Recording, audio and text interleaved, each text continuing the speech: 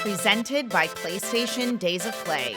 Welcome back, everyone, to GameSpot's continued coverage of Summer Game Fest and Play Days. Once again, I am Emma Fife, and I have in my hands the starter decks for the Final Fantasy Magic the Gathering set. I am so excited to be joined today by Daniel and Dillon from Wizards of the Coast, or here on behalf of Wizards of the Coast, shall we say, to discuss their roles in the creation of these fine creations. So I've been at Wizards for about 8 years now. Nice. This is about my 25th set that I've worked on. My first lead, though, on the Final Fantasy Commander decks. Yep. I'm a senior game designer for Magic the Gathering specifically. Yeah, so I'm the principal narrative game designer for the Universes Beyond creative team, and Final Fantasy was my first project that I took on. When I got the role, I was taking on every Universes Beyond opportunity that we had right now, but this is the one that I poured so many hours and blood, sweat, and tears into. And can we also talk about the fact that my understanding is that this is the first Universes Beyond that's going to be standard legal? That is correct, yeah. Big deal, very big deal. Very big deal. Yeah. So, I mean, in addition to it being this gigantic IP, typically the Universes Beyond are kind of treated as their own thing. Right, where you do a commander deck or an SLD. Yeah. It's really joining the forefront of, Magic.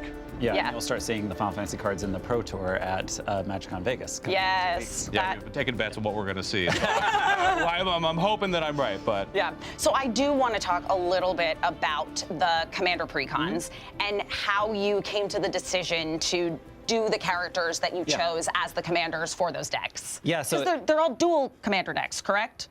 Yes. Or they're partner commanders. You've got the main legends, right, and then in the decks you do have your backup commander. Yeah. Oh, okay, Yes. Yeah, so we chose 4 games. Each deck is based on a single game, so that's 6, 7, 10, and 14. We chose the games based on popularity. This Final Fantasy 7. Excellent choices. Oh, good. All right, we did it. 7 a remake, Rebirth just came out. 14 has such a huge player base. 10 is my personal favorite, so I started to push for that one. And yeah, we picked some of the leading characters for those games in each, and we tried to get as many party members as we can in the deck. Yeah. So past the commander, you'll see in the 99 a lot of story moments and those characters. How does the backup commander thing work? Can you give me a little taste of that? Yeah. So when you buy the product, you'll see the front of the box. We'll start with Final Fantasy 10. You'll get Tidus on the front. Right. So you shuffle the 99.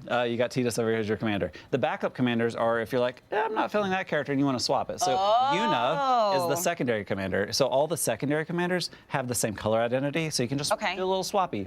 Oh, I see. So they're not partner commanders. It's like you choose your own commander. Yeah, it'll support the strategy, but just in a different way. Yep. So if you, for example, for Final Fantasy 14, you Shoal as the face of the deck. Right. But if you are a Graha stan, like myself, you're like, well, I kind of want to get my Catboy up there, and I kind of do that. And the deck will play in the similar direction, but give you a different kind of strategy to work towards. So now, if I'm playing the Final Fantasy VI commander deck, can I swap from Terra to Celes in the middle of the play just for narrative purposes? Yeah, I would totally allow that. If that happened, I'd be like, you know what, that's so cool. You're doing it right. That's the points. Yes. But your mileage may vary at your table. We actually considered Celes as the face for a while because we're focusing on the World of Ruin, and you start as Celes. You do.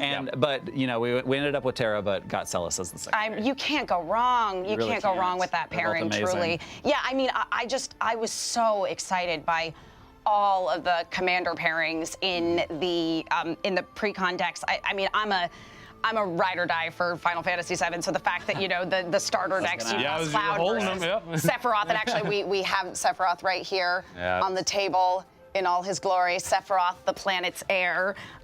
So yeah, this whole Sephiroth deck supports Sephiroth, but then you got Cloud in the other one. But the Cloud Tifa pairing. 100%. Oh my 100%. God.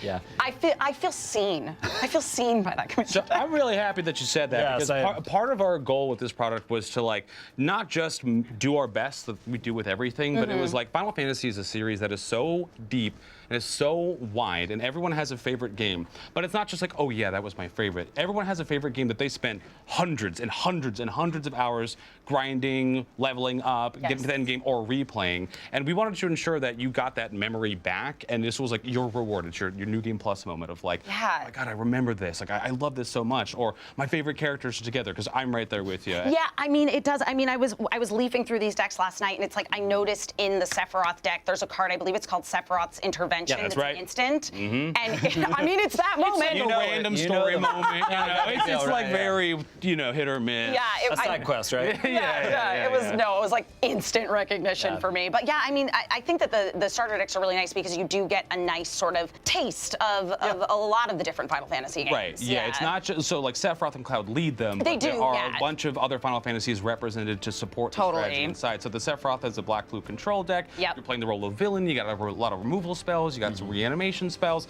And then the Cloud deck is a red-white equipment aggro deck. Yes. So you want to get as many cool weapons on you. You want to charge forward as fast as possible to Yeah. kind of play that role of the hero. And it is the perfect entry point as well, right? You buy the decks, you play with your friends. Exactly. Yeah, it is. It's a great way to play. Though I will say I played the Murders of Karlov Manor, and we did the Clue.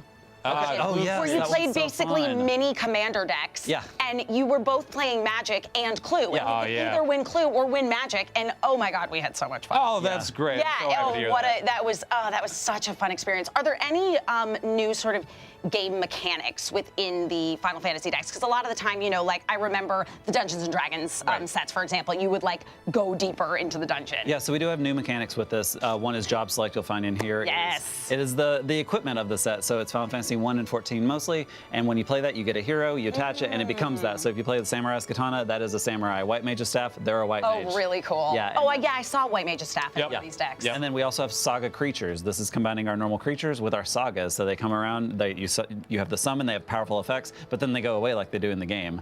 But then in the Final Fantasy X deck, spoilers if you haven't got the deck yet, you get to move counters around. You can move the counters off, and the sagas stay longer. So that's what Tidus can do with that. Wow. Yeah, I mean, it sounds to me like there's a lot of really good opportunities for strategy within these decks that feel very native to Final Fantasy. So can you talk a little bit about like how that came to be? No, for sure. So we talked about this a lot internally because our thinking was that like if you're a fan of Final Fantasy, you're already a fan of like strategy games, RPGs, and you're used to battle systems. You know what health and mana is, and equipment, and so we use all those words in Magic. Yeah. So it's a very easy way to like come in the door and be like, you know this stuff. The characters play as you expect them. They've got their abilities on their cards. You know what the Phoenix Down is going to do. And yes, you can exile spirits with it. And so it's like it does what you expect it to do. And so we were able to make the set and even the starter deck specifically like a +1, like turn that die a little bit more. Because part of the reward of getting really into Final Fantasy is getting deep into the tank of like 15 minutes looking at your screen, trying to plan out your turn, like, okay, I've got the perfect turn. Yes. I mean, Magic's kind of the same way, right? So we wanted to invite that level of deep thinking, strategy, and combat gameplay into every facet of the set. Yeah, I mean, I now have Cloud on display, who's of course in the starter decks as well, so you can take a look at him there, the planet's champion. And yeah, as you say, it's like it hit him hard and fast with big weapons. Right? Big sword, He's got a big sword. You know what you're doing. Know what you're gonna do. Absolutely. No matter what Final Fantasy you play, I happen to have played quite a few of them, and so there really is a lot of just like excitement for me, even just leafing through and looking at the artwork. So I'm gonna put down this Moogle here. Oh, yeah. Oh my God, I love the Cloudbound Moogle. Yep. I'm very, very happy to see that naturally, of course, Moogle has flying. Of course. Can you tell me about the tremendous amount of artists that worked to bring this together? Because that, for me, when this series was announced, I am so excited, even just for the art. We talked a lot about, so Magic is known for its style, right? It has an identity. We have worked very hard to make sure that is true. It is iconic and recognizable. Square Enix and Final Fantasy specifically is also known for having that style, right? And so when we were starting this collaboration, we knew we needed to find that handshake moment of like, it needs to look like Magic, it needs to look like Final Fantasy, it needs to be amazing for both audiences, and then when they come together and you have a Magic player and a Final Fantasy player playing pre-release together, they both need to look at it and be like, that's my thing, and say it at the same time, right? So we worked with so many wonderful, just hundreds of artists running the gambit of either the artists we currently work with right now for many of our Magic sets that are fans of the IP, that are just like, oh my God, you're doing this? Can I be a part? How many? Can I do 10 cards? It's like, oh, yes, of course you could do that. That's great. We also had the just amazing opportunity to work with Square Enix employees and celebrity artists over there that they have drawn Final Fantasy. They've designed characters, and you know we've got Amano and Tetsuya Nomura and so many people got to work on this because it like. We use that word like authenticity a lot, but it's like we wanted to go to the source, and everyone knows a piece of art when they see it that like kind of hits you. I was very, when we were trying to plan out the main set, I was like, I want my commons and my uncommons to just have that moment as well, because every single character in Final Fantasy is that moment. Yeah, it totally is. Yeah, and I think, you know, as more details were coming out about this set, I was just so thrilled to see that Amano was going to do some of the cards, because, you know, Yoshitaka Amano, that art style, it's so unique and beautiful and unmissable, and I love seeing his reactions always to his artwork shrunk down.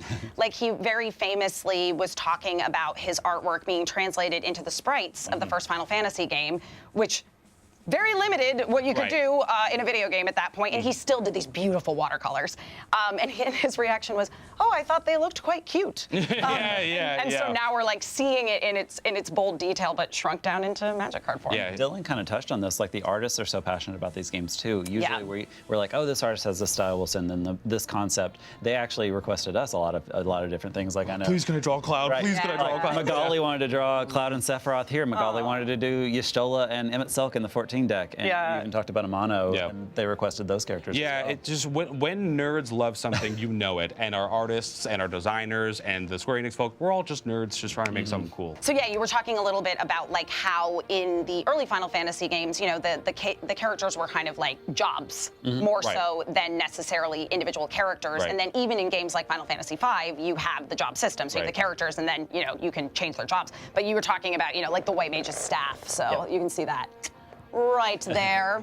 And so you would just equip that to something, and then that would become a White Mage. And it comes with a hero itself. That's the job selectability, the first one. So you play it, you make a hero, and it auto-equips. Yeah, so that's the thesis behind the flavor, is that they're all Final Fantasy 1 for the original 6 jobs you could be in Final Fantasy 1, and then a variety of jobs in Final Fantasy 14, because those characters are avatars of the player. Yes. They're not a distinguished specific character like many of the other games. Absolutely. Right. Which there are certainly characters within Final Fantasy 14 who are established NPC characters, but they are not the character that you play as. So I think that's a really brilliant way to capture the uniqueness of Final Fantasy 14, which is that your character is an avatar of you. It is not a specific named character. That's what I had to think about when making the 14 deck specifically. We spent a lot of early design trying to design the face commander as your player character. But then we realized there are all these jobs and, you know, the customization of your character. I just couldn't capture that in one card.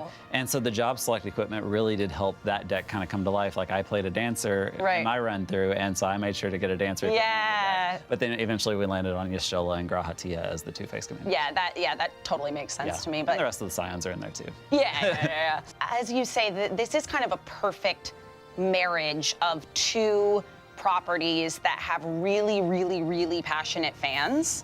And like, for me, it feels as this perfect cross section of my interests. So I feel like this was personally made for me. I know there's lots of other people like me, but I am just, I'm so excited to dig into this deck. If you're feeling that way, the past 4 years is worth it. If everyone can feel that way, I'll be so happy. So you had to keep this secret for a while. 4 to 5 years is how long we worked on this. I started the Commander decks in September 2022. I know talks started before that. And how you're reacting here is that, like, that's the thing that blows us away the most. Every character is somebody's favorite. Even the minor, the secondary moments, like, they're like, oh, that was my favorite moment in the game. I'm so glad you got that in the set. I'm like, we wouldn't leave that out. Things like that. It's also just like, we at PAX, when we did the big kind of like reveal, one of the things that we kept talking about was like, you know, it was a small team at the beginning, and it got gradually bigger over time, and many wizards came together to make this. Many wizards. There's almost everyone in the studio had a chance. There's not just one Wizard of the Coast. There's many wizards. Yeah, that S is there for a reason, right? But like, anytime we were trying to make a decision, we were like, okay, here's my opinion, here's my opinion, here's my fierce opinion about my thing, or whatever. At the end of it, it was like, okay, but what does the fan need to see? Yeah. So like you were in the room with us, Yeah. right? Like we asked like what would you need to see for this to feel authentic to Final Fantasy? And that at the end of the day would trump a lot of our decisions. Like, all right, fine, you know, like I don't need a 100th card for this thing. Like we should do that. That's the correct thing to do. Right? Yeah. I mean, I think this, for anybody who has never played Magic the Gathering but is a Final Fantasy fan, I felt this way. I remember when the Lord of the Rings set released, that I thought this is going to be something that captures a lot of new fans for Magic the Gathering. And I really feel like this Final Fantasy set is going to be the exact same way. From everything I've seen, it feels very authentic to me as a fan of Final Fantasy. But then, of course, I also love Magic the Gathering, so. We're seeing both sides of that in the booth as well here at Summer Game Fest, where we have players who have never played Magic before, but they're like, I love Final Fantasy. Yeah. So it's a Magic game. And the opposite of, I played Magic for years. What is Final Fantasy? Not into Final Fantasy. Right. Yeah. I mean, I may or may not have rushed down to play days yesterday when swag bags were available, because one of my coworkers came back and was like, you should probably go, and held up the... Cancel my meetings. Yeah, I was like, I'm done, I gotta go. Because the swag bags this year came with these two starter decks that I've been showing off cards from. So thank you, Wizards of the Coast, and also Square Enix and Playdays. And thank you so much to Daniel and Dillon for joining me to talk about Magic the Gathering today. I can't wait to play this set, and it's soon. So soon. Pre-release this weekend, on Arena on Tuesday of next week, and then full release next Friday. Yay! Thank you so much, everybody, for watching, and be sure to check out Magic the Gathering, the Universes Beyond Final Fantasy set. Like we said, end of this week, full release coming the week after, and keep it right here on GameSpot for more coverage of Magic the Gathering and all of Summer Game Fest Playdays.